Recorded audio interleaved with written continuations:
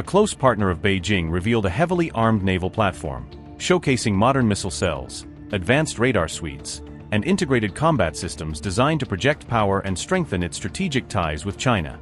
North Korea's leader presided over live-fire trials from the recently commissioned Kang Kon class destroyer, using the event to validate its sensors, weapon integration, and sea-based strike capabilities under his direct oversight.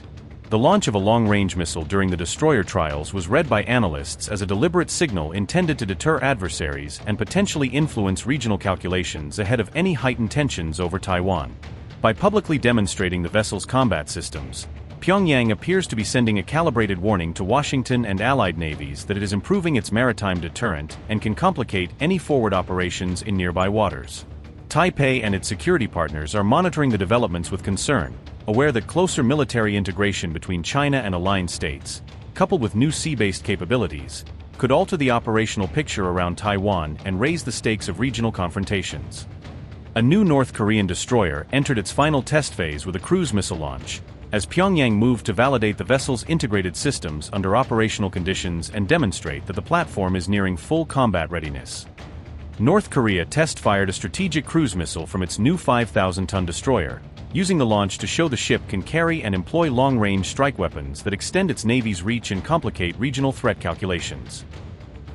The tests were aimed to check how multiple weapon systems work together on the destroyer, evaluating sensors, fire control links, and engagement sequences to ensure the ship can coordinate missiles, guns, and electronic measures in combat. The missile test was one of several trials designed to confirm the warship's combat capabilities, part of a broader verification program that assessed endurance, targeting accuracy, and the reliability of integrated weapon suites. Kim also watched tests of naval artillery, automatic guns, and electronic warfare systems, personally overseeing demonstrations intended to prove the destroyer's layered defensive and offensive tools can be employed effectively in maritime engagements. This came as the South Korean military detected a cruise missile firing toward the East Sea on July 3, prompting regional alertness and immediate sensor and command post activity to track the trajectory and assess its implications. Seoul and Washington are analyzing data from the test, according to Yonhap, with allied intelligence and military analysts cross-checking telemetry, radar tracks, and impact assessments to refine threat estimates and contingency planning.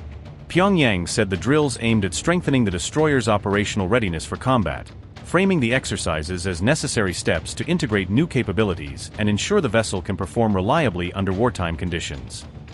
This followed Kim Jong Un ordering the 5,000-ton destroyer to join the Navy within 2 months, a directive that accelerates the ship's transition from testing to active deployment and signals a push to quickly expand maritime deterrent forces. The Kang Kon destroyer was first launched in June last year after a failed initial attempt, and its subsequent trials reflect an iterative development process as engineers and commanders work to resolve earlier issues and refine the ship's systems. The North Korean leader has also called for a stronger war deterrent and higher combat capability, repeatedly emphasizing rapid military improvement as central to regime security and strategic posture in a tense regional environment. Meanwhile, amid tension over Taiwan, China flexed its firepower with Russia, conducting shows of force and joint activities that underline growing strategic coordination and contribute to a regional atmosphere of heightened military signaling.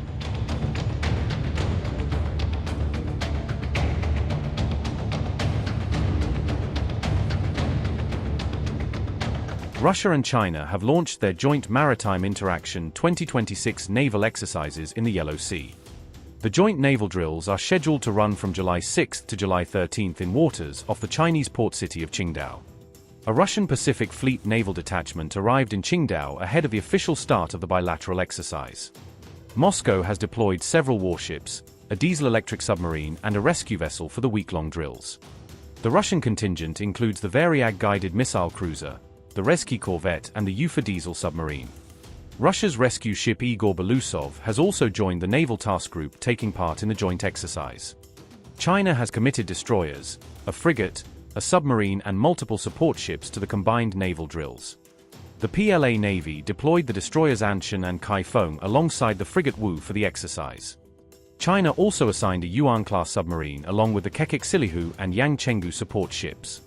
The joint exercise will include anti-submarine warfare, air defense, and combined search and rescue operations.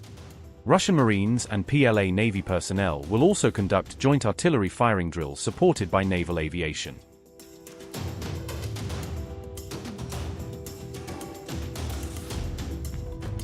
Taiwan has successfully test-fired its first air-launched supersonic anti-ship missile, as tensions with China continue to rise. The Sung-Chia missile was reportedly tested off Taiwan's southeastern coast during the latest military exercise. Officials say the new capability significantly expands Taiwan's ability to target hostile warships at much greater distances.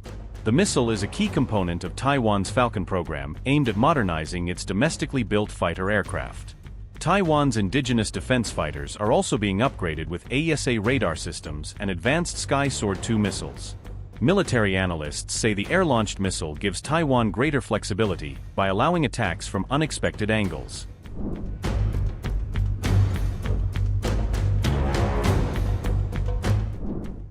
The new missile is specifically designed to target amphibious assault groups and major surface warships during a conflict.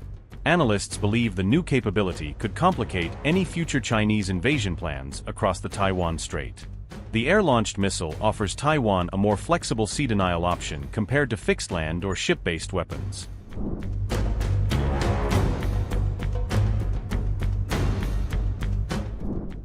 Despite the upgrades, experts say Taiwan's indigenous defense fighter still faces serious challenges against China's advanced air defenses.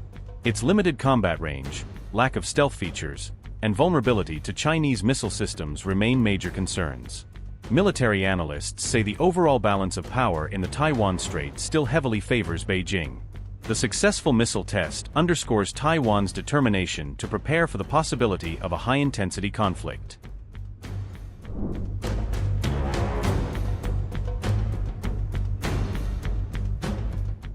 Amid growing fears of a possible conflict with China, Taiwan has launched its biggest reserve force reform in decades, aimed at strengthening the island's military preparedness. Taiwan has doubled the duration of its reserve training program. The training has been increased from up to 7 days to a mandatory 14-day program. The reforms come as Taiwan faces increasing military pressure from China, with Beijing stepping up military activities around the island in recent years. Taiwan's reservists are now training with drones and US-made HIMARS rocket systems. The focus is on modern battlefield tactics and precision strikes. The new program also includes live-fire exercises. Troops are trained to operate under realistic combat conditions. Reservists are receiving battlefield first aid training. They are taught how to treat injuries and save lives during combat. Training also includes camouflage drills and long-distance marches. These exercises are designed to improve endurance and field survival. The program features overnight deployments in simulated combat zones. Troops must learn to operate effectively both day and night. Training days now last up to 10 hours. The extended schedule is intended to improve combat readiness. Reservists with specialist military backgrounds are being recalled, allowing them to make better use of their previous experience. Taiwan's Defense Ministry believes the reforms will improve combat readiness, as reported by the South China Morning Post. Taiwan also plans to include retired female volunteers in its reserve mobilization system. The move will expand the pool of trained personnel. Taiwanese officials say the plan will help increase the country's available manpower. They believe it will strengthen the reserve force. The reforms come as Taiwan faces a growing shortage of military-age recruits. Fewer young people are becoming eligible for service. The number of men eligible for military service fell below 100,000 in 2023. The decline has raised concerns about future recruitment. That figure is expected to fall below 80,000 next year to 79,742, according to Taiwan's Legislature Budget Center. The armed forces are currently operating at about 79% staffing. The estimate was provided by Taiwanese officials. Military planners warn there may not be enough troops to operate new weapon systems. They say manpower shortages could affect combat readiness. Analysts say the reforms also draw lessons from the war in Ukraine. The conflict has changed how many countries prepare for war. Drones, precision strikes, and territorial defense have shaped the new training model. These tactics are now a key part of the program. The Defense Ministry says longer training will better prepare reservists for modern warfare. Officials believe it will improve battlefield effectiveness.